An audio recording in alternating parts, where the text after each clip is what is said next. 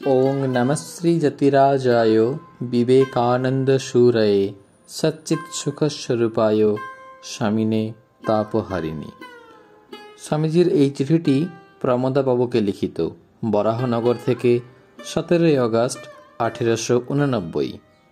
পূজ্যপাদেষু মহাশয়ের শেষ পত্রে আপনাকে উক্ত অভিধান দেওয়ায় কিছু কুণ্ঠিত হইয়াছেন, কিন্তু তাহা আমার দোষ নহে, মহাশয়ের গুণের। পূর্বে এক পত্রে আপনাকে লিখিয়াছিলাম যে মহাশয়ের গুণে আমি এত আকৃষ্ট যে বোধহয় আপনার সহিত জন্মান্তরীণ কোনো সম্বন্ধ ছিল। আমি গৃহস্থও বুঝি না, সন্ন্যাসীও বুঝি না।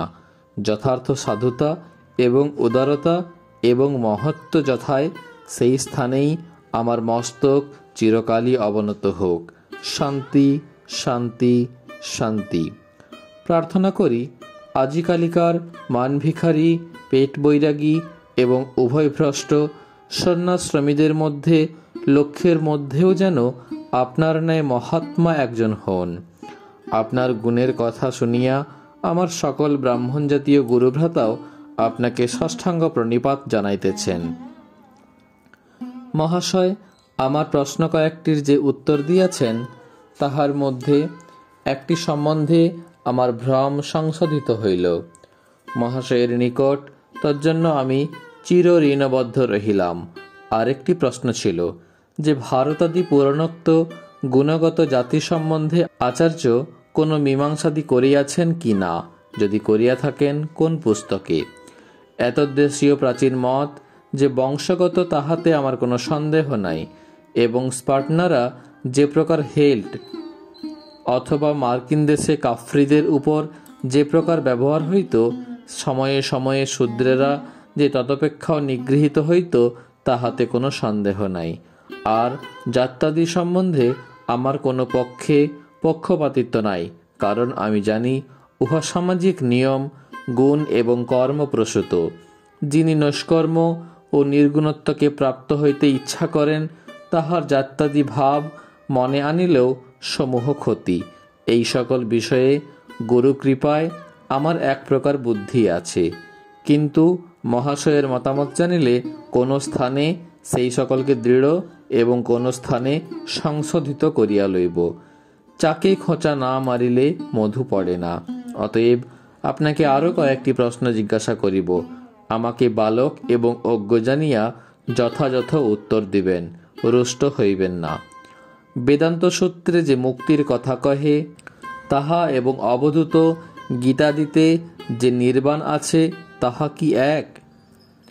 সৃষ্টিবর্জ তাহা এক কি না? সৃষ্টিবর্জ সূত্রে এই ভাবের পুরো ভগবান কেহই হয় না, তবে নির্বাণ কি? চৈতন্যদেব পুরীতে সার্বভৌমীকে বলিয়াছিলেন যে ব্যাসসূত্র আমি বুঝি, তাহা দ্বৈতবাদ, কিন্তু ভাষ্যকার অদ্বৈত করিতেছেন, তাহা বুঝি না। ইহা সত্য নাকি? প্রবাদ আছে যে চৈতন্যদেবের সহিত প্রকাশানন্দ সরস্বতীর এ বিষয়ে অনেক বিচার হয়, তাহাতে চৈতন্যদেব জয়ী হন। চৈতন্যের কৃত এক ভাষ্য নাকি উক্ত প্রকাশানন্দের মঠে ছিল। আচার্যকে তন্ত্রে প্রচ্ছন্ন বৌদ্ধ বলিয়াছে, প্রজ্ঞা পারমিতা নামক বৌদ্ধদের গ্রন্থের মতের সহিত আচার্য প্রচারিত বেদান্ত মতের সম্পূর্ণ সৌসাদৃশ্য আছে। পঞ্চদশীকারও বলিতেছেন যে বৌদ্ধ শূন্য ও আমাদিগের ব্রহ্ম একই ব্যাপার। ইহার অর্থ কি? বেদান্ত সূত্রে বেদের কোনো প্রমাণ কেন দেওয়া হয় নাই? প্রথমেই বলা হইয়াছে ঈশ্বরের প্রমাণ বেদ এবং বেদ প্রামাণ্য পুরুষ নিঃশ্বাসিতম বলিয়া। ইহা কি পাশ্চাত্য ন্যায়ে যাহাকে আর্গুমেন্ট ইন এ সার্কেল বলে, সেই দোষদুষ্ট নহে? বেদান্ত বলিলেন বিশ্বাস করিতে হইবে, তর্কে নিষ্পত্তি হয় না। তবে যেখানে ন্যায় অথবা সংখ্যাদির অনুমাত্র ছিদ্র পাইয়াছেন, তখনই তর্ক জালে তাহাদিগকে সমাচ্ছন্ন করা হইয়াছে কেন? আর বিশ্বাসী বা করি কাকে? যে যার আপনার মতস্থাপনেই পাগল। এত বড় সিদ্ধানাং কপিল মুনিহি, তিনিই যদি ব্যাসের মতো অতি ভ্রান্ত, তখন ব্যাস যে আরো ভ্রান্ত নহেন কে বলিল? কপিল কি বেদাদি বুঝতেন না?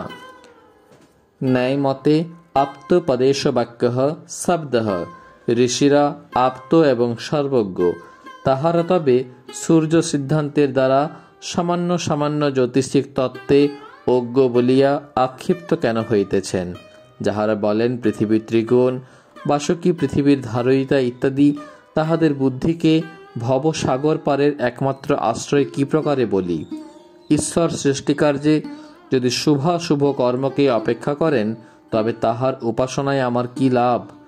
নরেশচন্দ্রের একটি সুন্দর গীত আছে, কপালে যা আছে কালী তাই হবে মা, জয় দুর্গা শ্রী দুর্গা বলে কেন ডাকা তবে? সত্য বটে, বহু বাক্য এক আদ্রির দ্বারা নিহত হওয়া অন্যায্য। তাহা হইলে চিরপ্রচলিত মধুপর্কাদি প্রথা, অশ্বমেধং গবালম্ভং সন্ন্যাসং পলপৈত্রিকম ইত্যাদি দুই একটি বাক্যের দ্বারা কেন নিহত হইল? বেদ যদি নিত্য হয়, তবে ইহা দাপরের, ইহা কলির ধর্ম ইত্যাদি বচনের অর্থ এবং সাফল্য কি? যে ঈশ্বর বেদবক্তা, তিনি বুদ্ধ হইয়া বেদ নিষেধ করিতেছেন। কোন কথা শোনা উচিত? পরের বিধি প্রবল না আগের বিধি প্রবল? তন্ত্র বলেন কলিতে বেদমন্ত্র নিষ্ফল, মহেশ্বরেরই বা কোন কথা মানিব? বেদান্ত সূত্রে ব্যাস বলেন যে বাসুদেব শঙ্কর্ষণাদি চতুর্ভুহ উপাসনা ঠিক নহে। আবার সেই ব্যাসই ভাগবতাদিতে উক্ত উপাসনার মাহাত্ম্য বিস্তার করিতেছেন। ব্যাস কি পাগল? আরও এই প্রকার অনেক সন্দেহ আছে। মহাশয়ের প্রসাদে ছিন্নদ্বৈধ হইব, আশা করিয়া পরে সেগুলি লিখিব।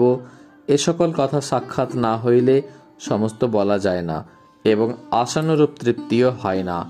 গুরুর কৃপায় শীঘ্রই ভবৎ চরণ সমীপে উপস্থিত হইয়া সমস্ত নিবেদন করিবার বাসনা রহিল। শুনিয়াছি বিনা সাধনায় শুদ্ধ যুক্তাদি বলে এ সকল বিষয়ে কোনো সিদ্ধান্তে উপনীত হওয়া যায় না, কিন্তু কতক পরিমাণে আশ্বত হওয়া প্রথমেই বোধ হয় আবশ্যক। কিমধিকমিতি দাস নরেন্দ্র।